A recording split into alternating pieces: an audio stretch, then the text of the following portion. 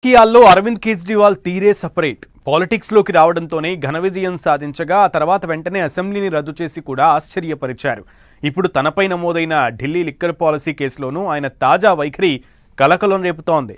Rows avenue court కేసుని కొట్టేయగా CBI దానిపై హైకోర్టుకు వెళ్ళింది. అయితే ఈ పిటిషన్ని విచారించేటువంటి న్యాయమూర్తి స్వర్ణకాంత శర్మను బెంచ్ నుంచి తప్పుకోవాలని కోరారాయన.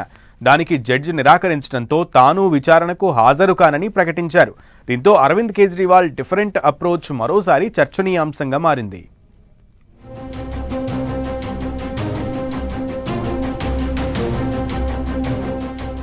మీరుంటే నే రాను. జడ్జికి వ్యతిరేకంగా అరవింద్ కేజ్రీవాల్ పోరాటం. మరింత ముదిరిన కేసు విచారణ వ్యవహారం. ఇప్పటికే ఈ కేసులో తన తరపున తానే వాదించుకుంటోన్న కేజ్రీవాల్. ఢిల్లీ మద్యం పాలసీ కేసులో అరవింద్ కేజ్రీవాల్ సహా పలువురు నిందితులకు విముక్తి కల్పిస్తూ గతంలో సిబిఐ ప్రత్యేక కోర్టు ఇచ్చిన తీర్పును సిబిఐ హైకోర్టులో సవాల్ చేసింది. దీంతో ఈ కేసును విచారించేందుకు సిద్ధమైన మహిళా న్యాయమూర్తి జస్టిస్ స్వర్ణకాంత శర్మకు కేజ్రీవాల్ షాక్ ఇచ్చారు. గతంలో బీజేపీ ఆర్ఎస్ఎస్ కార్యక్రమాల్లో పాల్గొన్న ఆమె ఈ కేసును విచారిస్తే తనకు న్యాయం జరగదని, కాబట్టి విచారణ నుంచి తప్పుకోవాలని కోరారు. దీనికి ఆమె అంగీకరించలేదు. ఈ నేపథ్యంలో కేజ్రీవాల్ విచారణకు రాకూడదని నిర్ణయించారు. ఇంతకు ముందే ఇదే కేసులో తన తరపున తానే వాదన వినిపిస్తోన్న కేజ్రీవాల్ తాజా పరిణామంపై ఆగ్రహం వ్యక్తం చేశారు. తనకి వేరే దారి లేదు కాబట్టి సత్యాగ్రహానికి దిగుతున్నట్లు ఓ లేఖ రాశారు.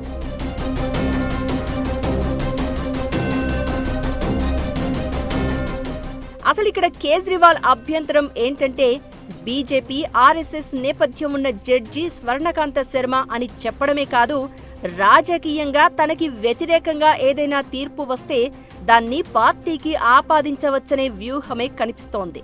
ఢిల్లీ మద్యం కేసులో ఆమె సిబిఐ అప్పీలుపై విచారిస్తే తనకు న్యాయం జరగదని కేజ్రీవాల్ చెప్తున్నారు. ఈ కేసు విచారణలో భాగంగా వ్యక్తిగతంగా కానీ న్యాయవాది ద్వారా గానీ కోర్టులో హాజరు కాబోను అని కేజ్రీవాల్ తేల్చేశారు. ఈ మేరకు ఆయన ఢిల్లీ హైకోర్టు న్యాయమూర్తి స్వర్ణకాంత శర్మకు లేఖ రాశారు. ఆ లేఖలో న్యాయమూర్తి నుండి న్యాయం లభిస్తుందని ఆశ కోల్పోయాను అని కేజ్రీవాల్ పేర్కొన్నారు. ఈ నేపథ్యంలో మహాత్మాగాంధీ చూపిన సత్యాగ్రహ మార్గాన్ని అనుసరించాలని నిర్ణయించుకున్నట్లు తెలిపారు. తన అంతరాత్మ ప్రబోధం విన్న తర్వాతే ఈ నిర్ణయం తీసుకున్నాను అని, ఈ ఉత్తర్వుపై సుప్రీంకోర్టులో అప్పీల్ చేసుకునే హక్కును వినియోగించుకుంటాను అని ఆయన నొక్కి చెప్పారు. ఢిల్లీ మద్యం కేసు విచారణ నుంచి కేజ్రీవాల్ కోరినట్లుగా తాను తప్పుకోబోను అని జస్టిస్ స్వర్ణకాంత శర్మ తేల్చి చెప్పిన నేపథ్యంలో ఈ పరిణామం చోటు చేసుకుంది.